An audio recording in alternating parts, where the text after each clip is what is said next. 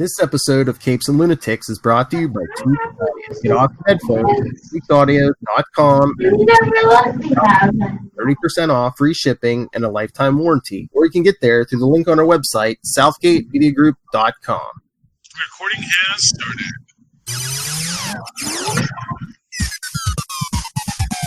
started. And welcome once again to Superconnectivity. I'm your host, Shirley the Professor Esrin. With me, as always, is the man who knows things before they're known by anyone else. I know things. Phil me, and Perich. Yes, he doesn't drink and he knows things. I don't know if he drinks. I don't know. Well, he was drinking something. We don't know what's in Phil's cups. He does not advertise. It's a secret. Yeah, ooh, it's Batman juice. It turns him slowly into Batman. No. That's how he transforms. Pain and grief is what's in that cup. Okay, so good morning, everyone, or good evening, or good afternoon, depending on when you're listening to this, or good night, as Tristan would say. Tonight we're recording. It's about 1 week before Far From Home, or 2 weeks. 2 weeks? 2 weeks, 1 week, 5 weeks. It's before. I know that they've had the press screenings. Well, it's kind of almost like a week and a half, though, because it's not next week, but then the first week of July, I think it comes out on that Tuesday because it's that 4th of July weekend. Yeah. So that's probably a week and a half. More. It's the weekend, so it's 2 weekends. Mm-hmm. So it is 14 days. So that is technically 2 weeks because we're recording on Friday. So yeah, it's actually maybe because don't they premiere on Thursday? Well, usually, but they're premiering early that week because it's 4th of July week. So I guess they're take advantage of maybe people being off extra days or whatever. Yeah, well, I'm looking forward to it. I am very excited about although this is the big news as far as I'm concerned. It has been confirmed. Kobe. It's Kobe, right? Kobe Smulders. Colby, I think. Yeah, it's not Colby Smulders. I know she's a big cheese, so. But Kobe Smulders is in the film. And that actually is a big plot point, because if you have Maria Hill, it is very likely that Nick Fury is not the Chameleon. But is that is that Maria Hill, or is that someone who looks like Maria Hill? Well, that's the other possibility. It is Nick Fury, but Colby Smulders is the Chameleon. But see, to me, and this is my opinion, since we're getting both Colby and not Colby, Kobe Smulders and Samuel L. Jackson. Since both of these actors are in this film, I don't think either is the Chameleon. But I do think we are going to get another classic Spider-Man character whom I've said beforehand was going to be in here, which is the Tinkerer. Yes. The Tinkerer escaped at the end of Far From Home. He was like the one guy who doesn't wind up, because he's the Tinkerer. He's behind the scenes. And it struck me that a very logical storyline, a very logical idea to progress, is the idea that whereas the Vulture wanted to steal all this tech, Mysterio, or possibly the Tinkerer, we're not sure who the real mastermind is yet, or, well, we'll get to that in a minute, that they realized that rather than stealing the tech, if you could create a threat, S.H.I.E.L.D. would just give you money and give you tech just so that you could deal with the threat. Opening up its books and and I get the feeling, and this is my idea, this is why I don't think Samuel L. Jackson, Nicholas Fury, is the Chameleon, because that's why he wants Spider-Man. He's bringing Spider-Man into this because he knows something is fishy with Mysterio. Maybe, I mean, people keep comparing Peter to Tony Stark. Maybe Nick Fury needs a new Tony Stark. Tony Stark was like the one person more than anyone who would call Nick Fury on his BS. Well, I actually think it's that he knows about Spider Sense. I think he knows more about Peter than Peter knows about Peter. Because I mean, have we really gotten much of the spider sense in these MCU movies? We got a little bit of it in Endgame. Yeah. Or not Endgame, Infinity War. Infinity War. But that doesn't mean he doesn't have it. And, to put it to you simply, I mean, there was, as an example, when you first see Spider-Man in the YouTube videos, when Pete's, taking pictures of himself and the YouTube and doing all this, there's a comment about, like, the difficulty of the move that Spider-Man is doing, like, the speed and the strength and all this kind of stuff that it takes for him to do this. That actually, because that's the other thing about Spider Sense, is it makes things intuitive. Now, I don't know if a couple spoilers here for the new Jessica Jones. Have you seen any Jessica Jones yet? Yeah, I'm about a little over half. Okay. Yeah. So spoilers for Jessica Jones. Trish Walker has a training montage. Yes. Because although she has the speed and reflexes of a cat, she doesn't have the instinctual knowledge, the muscle memory. To do all the things that a cat does. And she has to train herself to learn how to use these new heightened senses, heightened abilities to be able to be the cat. Mm-hmm. Spider-Man doesn't have that. And that is what Nick Fury realizes. He has an ability to understand how things are moving in a way that is preternatural.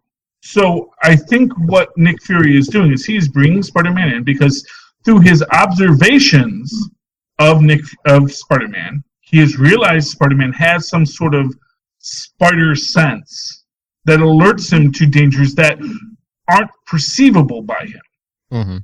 Because not for nothing, all you need to do is watch him in the fight, and you realize that people coming at him from behind his head, he catches, he sees, and this is a kid with literally no training, who is also not training. That's the thing about Spider-Man. Spider-Man never does a training montage. He simply woke up one day and his powers were there, and he was able to do what he could do. Steve Rogers, he always trains. Yeah. He's always working to perfect his skills. He has that super soldier serum, but that doesn't give him the ability to fight. Gives him the ability to fight is his knowledge and history and that stick-to-itiveness, I can do it all day kind of stuff, So I get the... Yeah. So do you think they're throwing us a red herring here in the trailer? Because it seems like, Spider-Man's like, why me? It's like, why not Thor? Oh, he's unavailable. Captain Marvel's unavailable. Thor's off-world or whatever. Well, exactly. And but the thing is, first off, both of those things are probably true. Yes. But also equally irrelevant. Yeah. And the thing is, Nick Fury doesn't want to tell Peter why he wants him there because, quite frankly, he doesn't want to screw it up. Yeah. Because if Peter doesn't know he has the spider sense yet, if he makes Pete overthink it, it's going to ruin the spider sense. I like your thinking with Mysterio and just pulling this big con to get the tech. I want because he's telling them he's from another universe. I wonder if he's like spinning the story. He's going to spin the story that he's his universe is Tony Stark. So it's like, oh, just give me some tech. I'll build you stuff to stop these monsters. Well, exactly, and we know we know from the toys that the fire guy is Molten Man. Mm-hmm. Now, have they confirmed that the water guy is Hydro Man or no? I did see Funkos in my comic shop, and the one said Molten Man, the other one did say Hydro Man. So, okay, so that's that. Now, and not for nothing, we do know there is who is now interesting enough as we're getting closer, suspiciously absent from the trailers. We're not seeing the Earth Elemental. We're not seeing arguably our Sandman character. Now, he could have another name. It could be a different character that also has some sort of Earth-based powers that we don't know about. I mean, it could be Flint the Inhuman from Agents of S.H.I.E.L.D. Because they were time traveling. Yeah, I mean, and you have like Quicksand, who's like a female version of Sandman, basically. Oh, well, there we go. So, yeah. I mean, the whole thing about Sandman is it's like they just did Sandman in Raimi's third Spider-Man. Do you want to bring Sandman back already? That's what I'm saying. It could be the female version, or yeah. Sandman had a daughter too. I think he had sand powers, or was that Quicksand? No, it might have been Quicksand because I don't think the daughter had powers. I think. I thought she. Well, I don't know. Anyway, long story short, I do think that we're finally going to get the confirmation of Spider-Sense. I think there are quote unquote 2 post-credit scenes in this film, and I think one of those post-credit scenes will be Nick explaining to Peter why he moved. Because he's going to say, I don't know what it is, but I know you have a, let's call it a spider sense. Mm-hmm. That's, you ever notice how you can't hit a spider? Because they run away as soon as you try to hit them with something, which is more true of cockroaches than of spiders. But yeah, flies too. Well, flies, yeah. But it's the same idea. All these insectoids have, and really, if a scientist actually, no, they have hairs that feel the wind, and they have eyes that see in 360. So, yeah. But anyway, I don't know if spiders have terrible eyes.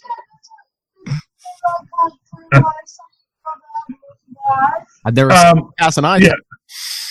Tristan's in school right now, so they might have covered that. The scientists learn new things every day. So the stuff I knew in like 6th grade, probably all completely bogus now. So, might have been, and I also went to a Catholic school, so it might have been bogus then too. But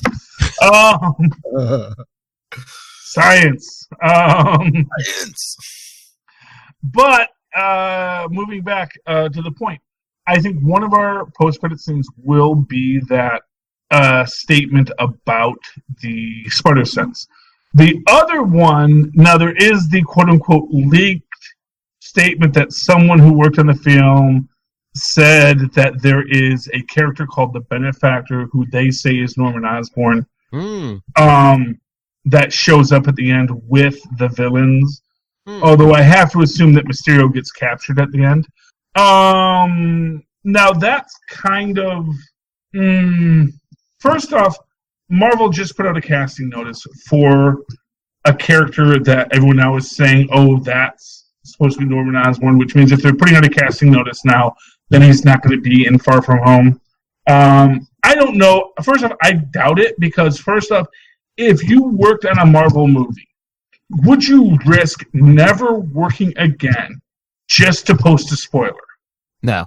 Yeah, exactly. Like, only someone who is an idiot. Well, if only someone who won the lottery. Even if you won the lottery, you still got to be an idiot to make Marvel DC to first off violate your non-disclosure agreement. Well, there are idiots out there too. Yeah, because that's the thing. If you won the lottery, now you're actually worth suing. So, Marvel, yeah, you know what? Send 6 lawyers over and just sue him for all that money he just got because he did a spoiler, and he's not allowed to do that. So I can't imagine anybody who works in the industry ever actually spoiling it. I don't believe so. I am disinclined to think that that's the case. So I think we're not going to get Norman Osborn. We're not going to get that thing. But what we might get is the reveal of the Tinkerer. And I think the Tinkerer, as the mastermind behind it, is going to be something we're going to get. Because I do think the idea of the Tinkerer getting back and then getting these other superhumans to do this is a brilliant idea. And I can imagine the idea of, it's sort of this question, is Beck the mastermind or is the Tinkerer? And you know what? It's probably going to be like a thing, that eventually it's going to show that Peter has to step up and, become like a bigger hero because, Fury's probably going to be like, eventually, like, yeah, we're desperate. Stark's dead. Thor's who knows where. Cap's gone. Half the time we can't reach Captain Marvel. She's out in space. So it's like. Mm-hmm. Well, yeah, for reals, that is an issue. You have Hawkeye. Now you do have Wanda Maximoff, but she may be off on her own thing too. Let's not forget, we have WandaVision coming. That's right. Got the Hulk. We got the Hulk, who is a legit superhero. But, and here's the thing, something I realized recently. and again, this was something I'm stealing from someone else's fan theory, but they didn't really go into it. Why is Professor Hulk wearing glasses? Do you know why? Is it? Is it to try to keep some reminder of humanity? Well, it's an affectation. So, as an example, you ever see Sylvester Stallone wearing glasses? No. Oh, you never seen Professor Sylvester Stallone? Okay, he might not do it anymore, but there was a period where every time Sylvester Stallone appeared in public, he was wearing these wire rim frames because he was being Professor Sylvester Stallone because he knew this was an affectation that would make people understand that he actually is a relatively intelligent gentleman. And so, beyond being a big muscular guy. And so the Hulk's like, oh, look, I'm not the monster anymore. Well, yes, but that vanity suggests that merging of the personalities isn't what he thinks it is. And in the comics, he thought everything was all combined, but it was just another personality. Exactly. And one of the things that is indicative about Professor Hulk, and this is, remember when we see, everyone says we don't see Professor Hulk raging because he's actually separated from his emotions. And, the whole thing about bringing Nat back, I think in that way it's him saying, well, the obvious thing I should be doing is bringing Nat back. And they suggest that the reason why he's having difficulty snapping is because he's trying to force it to happen. And he burns out his arm. I think that basically what we're seeing is the passion and the rage of the Hulk trying to break through. Because, we had this whole statement at the time, I would have liked to have seen him having problems with his rage and having problems with, and I realized the reason he's not is because this persona only has joviality and intelligence. He is taking all of his negative Hulk emotions and still pushing them down. Yeah, maybe that's the way he was able to lock the Savage Hulk away, is that lock away a bunch of his emotions. But that maybe that's another reason why. They had so much to do, but that's the reason why we didn't see him actually doing this at any stage, is merging the Hulk. All of a sudden, hey, the Hulk's merged. The Hulk's merged. Well, yeah, exactly.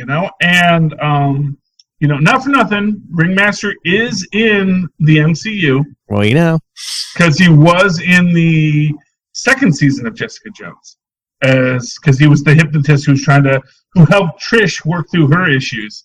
Was trying to help Jessica work through some issues. Oh, that would be a good scene at some point if, the Ringmaster just shows up and it's just like, silly boy, you only thought?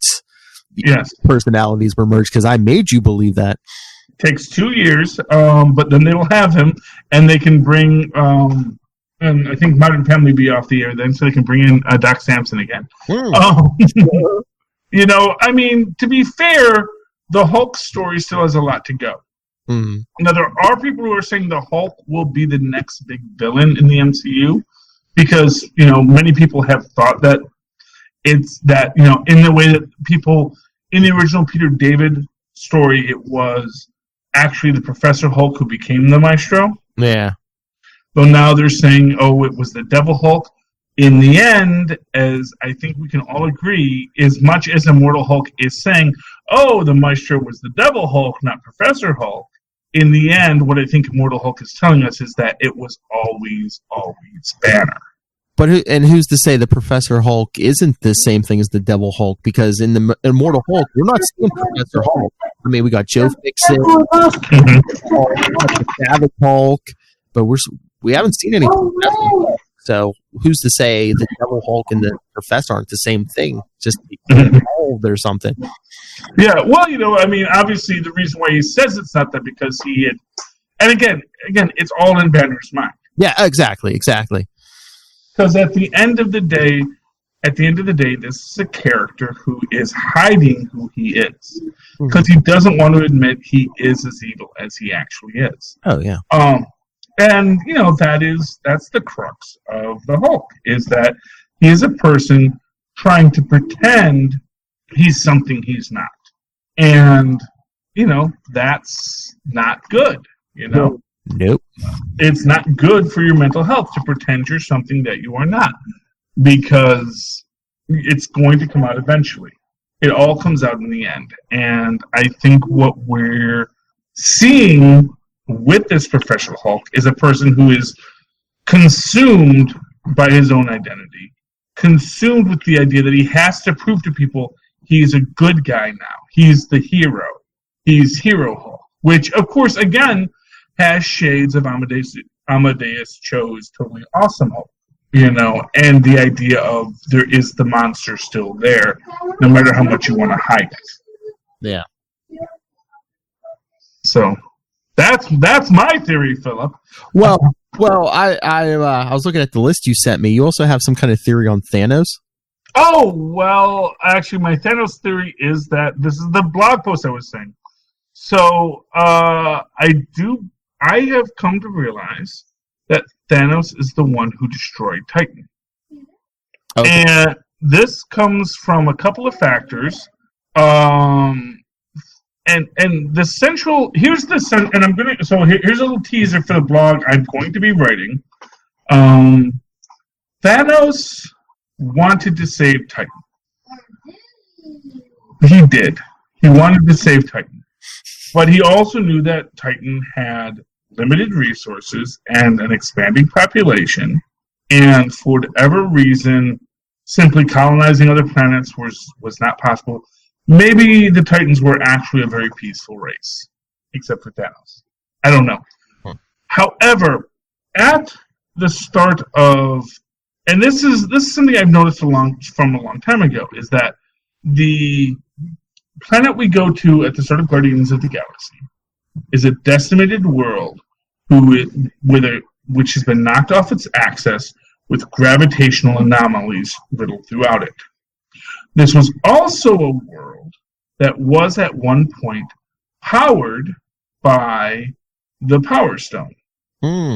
Formerly the Soul Stone, but yeah. The Power Stone, where someone had gotten this stone, had harnessed it and used it to create a utopia so that people could live for however long it is. This is essentially the cosmic version of Atlantis. Given that, if Thanos, who is apparently a leader of this world, he was apparently a leader of Titan, because otherwise, why would anyone give a hoot that he had an idea of how to save Titan? Because if he's just some homeless guy on top of a box somewhere on Titan, then maybe who cares that he thought we should kill half the people, that'll solve all our problems. Like, there's a guy on a box in New York City right now saying the exact same thing. No one listens to him either. But if he is a person who has this, he was Jor-El. Yeah, if he is the Jor-El of Titan, and he realizes the end is coming, but he also knows of a story of, once upon a time there was a planet that had a similar issue, and they found something that saved them. Maybe he'd look for that. Now, if in that searching he finds the Mind Stone, and he does utilize it to create a utopia for a time, it does in time stop. Because, as we know, the stones have a mind of their own. And at a certain point, they no longer want to participate in the Titans' plan. Now, here's an interesting idea. We know the Eternals are coming. Mm-hmm.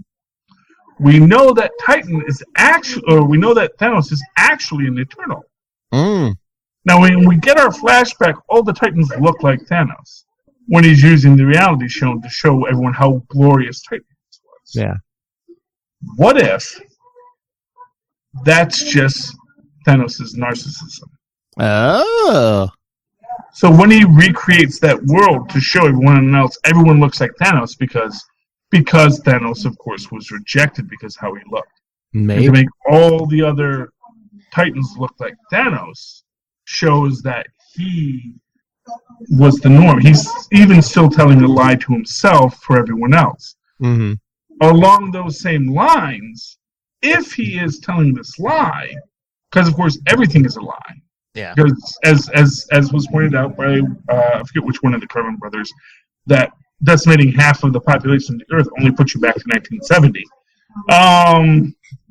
It's like, gee, how will we recover from this? It's Yeah, eventually back where you started. exactly in like 50 years you're back where you started. But the idea that Thanos is lying to himself this entire time to aggrandize himself makes all of the other Eternals look like him, so we can say, see, I was right. Because he got exiled. Because no doubt, once things got bad on Titan for the Eternals, they left. Mm-hmm. But they left Thanos behind because he was a crazy nutter. Hmm. And because he was a crazy nutter, he has lived his life in this thing of, I have to prove I was right. I have to prove that we could have, and like, he got the Mind Stone, he used it to prolong things, although maybe the Mind Stone also corrupted him because, as has been pointed out, the Mind Stone, the last time the Mind Stone got used, it has always been used to destroy things. It control, when Loki has it, it controls Hawkeye. They've said that Loki's evil tendencies were influenced by the Mind Stone. When the Mind Stone is put into Ultron, he wants to destroy the world. Now, why Vision doesn't is, of course, that $8 million question. What is holding the Mind Stone, except for the fact it seems that the Jarvis program is fighting the Mind Stone. Because he says, I'm trying to understand how this Mind Stone works. Mm-hmm. I'm trying to understand why this thing inside of me is this thing. Because I think that the Mind Stone was trying to corrupt Vision that entire time, and it was Vision fighting against it. And that's why he has issues. Yeah, because with Ultron, didn't his AI like basically come from the stone? Yeah, exactly. Yeah. The AI of Ultron is from the Mind Stone. Yeah. But Vision was Jarvis, and the mixture, yeah. Well, it's Jarvis's base programming overriding on the Mind Stone. Yeah. And it was the Jarvis program fighting Ultron even after Ultron thought he had destroyed it. Yes. Because at the end of the day, Tony Stark is, super genius man, and actually had written a program more complex than the Mind Stone's organic program, which is an interesting idea. The idea that Tony Stark has always been one step ahead of everyone, which of course reaches out to this idea of what do we do now that we don't have a Tony Stark, which is what we're going to be facing in Far From Home. Oh, now that you mention it, because me and Lil just reviewed Spider-Man Homecoming, I wonder if Karen the AI is going to be back. Well, that's an interesting question. And I do think that we are going to be getting to a point where the AIs are going to be out of it. I think Far From Home, that there's going to be a problem with I still hold to that idea too. Yeah. That the AIs will be a problem. Now, interesting enough, someone had pointed out that Spider-Man is actually wearing 2 suits. Yes. Throughout Infinity War. No, 2 suits. Oh, I thought you were talking about... In Infinity War and in Endgame. Because the Iron Spider suit goes over the Karen suit. Yes. So when he's in the Karen suit, so he basically has the Karen suit as a body stocking, which of course is also covering his regular suits, and then he's got the Iron Spider suit on top of that. Now, interestingly enough, it is the Karen suit that Aunt May packs, but I do wonder if that might be a more powered Karen suit. What if it isn't this? What if it's no longer an AI suit?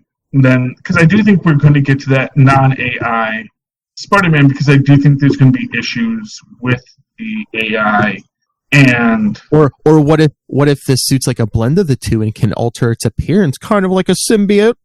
Well, yeah, we do know he is making the stealth suit. And I've had that. Yeah, I've had the symbiote theory already. It's not out yet, and I'm sure there's spoilers out there if I really wanted to look for them. And I don't want them because first off, I don't think there's many spoilers yet because I don't think even the premiere isn't until next week. I don't think so. No, I think they've had the press premiere. Oh, have they? I want to say they have because I think I've seen non-spoiler reviews on YouTube. Okay. I haven't watched them yet, but I think I've seen non-spoiler Far From Home review. I was going to say 99% of the world, I don't think, seen it yet. So yeah. They always have their press screenings first, Yeah. They have to send all the NDAs and all that kind of stuff. Oh yeah, they did, because I did see some headlines that said, the first reviews are in and they're good. Well, yeah, exactly. Well, because Oh yeah, MCU. It's a Marvel. Yeah, it's a Marvel production now, and it's also their first excursion after Endgame. Yeah. Yeah. And I think that they're, the biggest spoiler I think is red-haired Zendaya. I don't know. Did she have red hair in the movie? Because I know they said she was running around just recently just with red hair, but I don't know if she actually had it in the movie. Well, I get the feeling that's something that she does at the end of the movie. Oh, maybe, yeah. Because I was making the point online. I know a lot of Hispanic ladies. Mm-hmm. I know a lot of black ladies who have red hair. Oh, yeah. So being a person of color doesn't mean you can't have bright red hair. Oh, no. So I get the feeling she gets her hair did at the end. Mm-hmm. That might be the second. Honestly, if I'm going to give you something, I would say the first end credit scene is Nick Fury explaining Spider-Sense to Spider-Man. And the second end credit scene is Face of Tiger, you just hit the jackpot. Exactly, and that was Zendaya's Twitter. I don't know if it was an Instagram or a tweet or something. Yeah, something like that. But it also utilizes the Face of Tiger, you hit the jackpot. And then I wonder if we'll get 3 end credit scenes, because maybe we'll get another one pointing to whatever movie's next, because they haven't mentioned what movie's coming next. It might be, or they are saving that for the re-release of Endgame. Endgame, yes, that's right. They'd mentioned they're re-releasing Endgame with more footage. Well, I think what we're going to get now, and this is the thing, they had been saying for a while that they had been stockpiling Stan Lee cameos. So they said, we're going to have Stan Lee. We have enough Stan Lee cameos that we can keep on using him for a while, even if he's no longer able to do cameos. Maybe we'll get that Lewis review we've been hoping for. That might be it too. I mean, we so of the possible things. So there are 3 possible things that we know they've shot. They did shoot a Tony in the Soul Stone scene. Yes, where he meets older Morgan, and sort of and she tells him it's okay, you can rest now.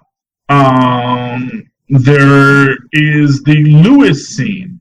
Although Lewis's scene was something in Comic-Con, so I don't know if it's gonna fit unless they're gonna just put that as a start. But the other thing that they have is a bunch of Stan Lee cameos that they haven't used. And if they can find ways to slip all of those into Endgame, first of it gets them all out there, so that we're not going to be utilizing these after he's dead. But we are also going to give honor to him by using them all. Because this is something that was important to this man. We do want all of the work he did here put out there. So we'll see what they decide to do with it. I'm excited. But it has also been suggested that we will finally get an end credit scene. And I do want to double check to see if my theory that you keep on hearing thunder cracks while Steve is dancing is accurate, because I was actually going to go see Endgame again, and I realized it was out of the theaters, which is this weird thing where they're just releasing it to beat Avatar. I'm like, well, no, actually, I still wanted to see it again. I just hadn't gotten around to it. Yeah. Now that it's coming back, I'm totally going to go see it again, because I really want to see this thing film again. Yeah. Because there's more to see. And now we're going to have more facts and more figures and more things to work with as we go through it. So, very excited about the Endgame re-release. I hope we get, I don't know if we need more Stan Lee cameos. I honestly still wish they would just have had them to be used in future things. Because, like I said, I believe Stan Lee would have loved that. I think there's nothing Stan Lee would have wanted more than just to be the face of Marvel for the rest of eternity.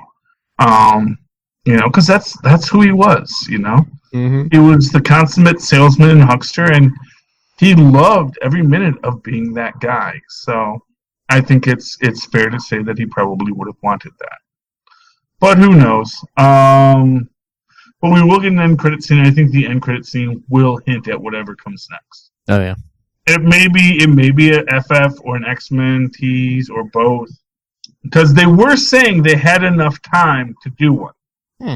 they did say that actually we do have enough time to put in an end credit scene referencing that. Mm-hmm. But then they didn't, probably because they didn't want to interfere with the artistic representation of the film itself. Yeah, taking attention away from everything Exactly. At a certain point, you're like, you know what? We don't want to do that because this film is ending so powerfully. Yeah. We don't want to cheapen it with that. Yeah.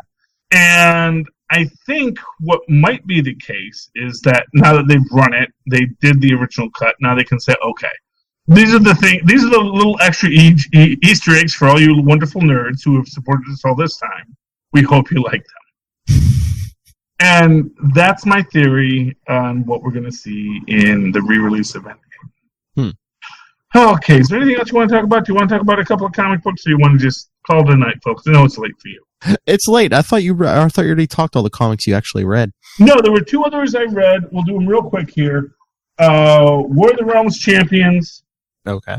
I just got to give this basically our champions, our heroes are fighting the Valkyrie, the Valkyrie of Hell, who were the Valkyrie who were kind of like zombie Valkyries for a while, yada yada yada.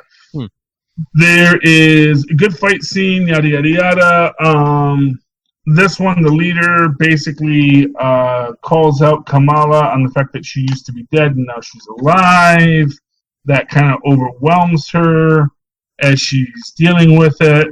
And let me find that. Oh yeah, here she is. She's got her arms all loose and things. And the Valkyrie's going to do the killing blow when who should show up but Power Man, who's like, I'm not going to let you kill our leader. And then he gets stabbed by the we'll hide it because that's a big spoiler. Gets stabbed by the Valkyrie's sword. He's like, haha, fool, now you've been stabbed. And then he's like, haha, actually, I feed off of mystical energy and ancient powers, so all your weapons just sort of totally power me up. And he like grows to giant size and yada yada. And they then beat up all of the I think it's called the Desir, which they were the zombie Valkyries for a while, and they like serve hell, but they're trying to break away from hell to work with Enchantress, who wants to be the new queen of the Shadowlands. And after they defeat them, they all get sent back to hell. And I was like, yeah, why were you guys, in a fight that I did not authorize for you? And they're like, sorry, boss. We'll make it up to you. And it's like, oh, yes, you will.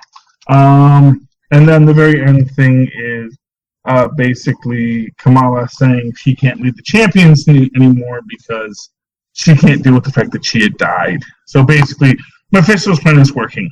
Journey into Mystery, final issue, yada yada yada. It's fun. We got Thori, we got a bunch of henches, we got the Skrulls, and they're all coming together at the very end of the episode after Beldar is fighting Ares, and they realize that essentially Lausa has been manipulating Ares and manipulating all of our heroes to gather her army, so that now they're all going to fight in the War of the Realms at the very end, and then we will never speak of this again. Because they're all going to go off and have their adventure, but, Miles has probably got stuff to do, and Kate definitely has stuff to do. Although, actually, both of their... Miles isn't in the book anymore, and Kate's not... Kate's book has been canceled, so... Although she's with Otto... Oh, no, she's not with Otto, because she's in this crossover, as Gwenpool said. Yep. Also, Gwenpool Strikes Back is coming back, so... Yes. Can't keep a good Gwenpool down, Phil. Nope, and that makes me very happy. Can't wait for that coming back. Can't wait for Future Foundation and History of the Marvel Universe. All three are going to be great. I think isn't that all July? Well, I'm not sure. I know History of the Marvel Universe comes back in July. History is July. Gwenpool Strikes Back, and I believe Future Foundation are both August. Okay. Because their issue 2s are in September, so. Okay. They just came out with this September, so never mind me. Oh man, that stuff's coming out. Okay. That is a great show, Phil. I think you did great. Oh, thanks. Thank you for putting up with me. Thank you for staying late to do the show with me. In the meantime, how can people reach you if they want to talk to you about the wonders that is the Capes and Lunatics Network? You can always get a hold of me, nightwingpdp@gmail.com. On Twitter, I am at nightwingpdp. And you can always email us, capesandlunatics@gmail.com. The voicemail, 614-382-2737. That's 614-38-CAPES. Check out capesandlunatics.org. And just find us on Facebook and Twitter.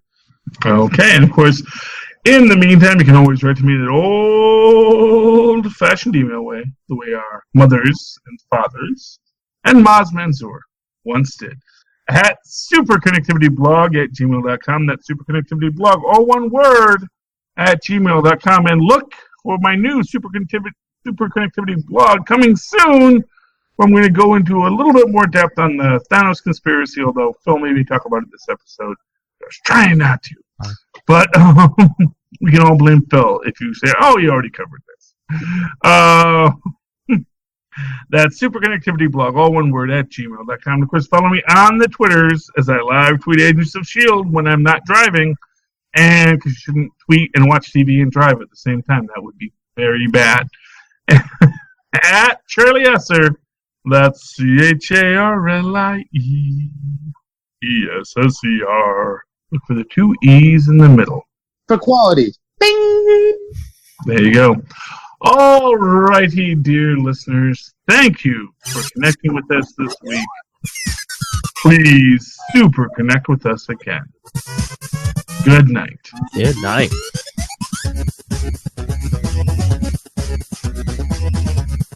I'll still write that blog post. I know you will. Yeah, I just. When I realized, oh yeah, I wanted to write that blog post when it got brought up before. I was like, but I'm very excited about it because there's more to the story than I think I covered. Oh, Big Walker Endgame, or Far From Home. Yeah, well, I can't wait for Far From Home. It's gonna be Far From Home. It's gonna be great.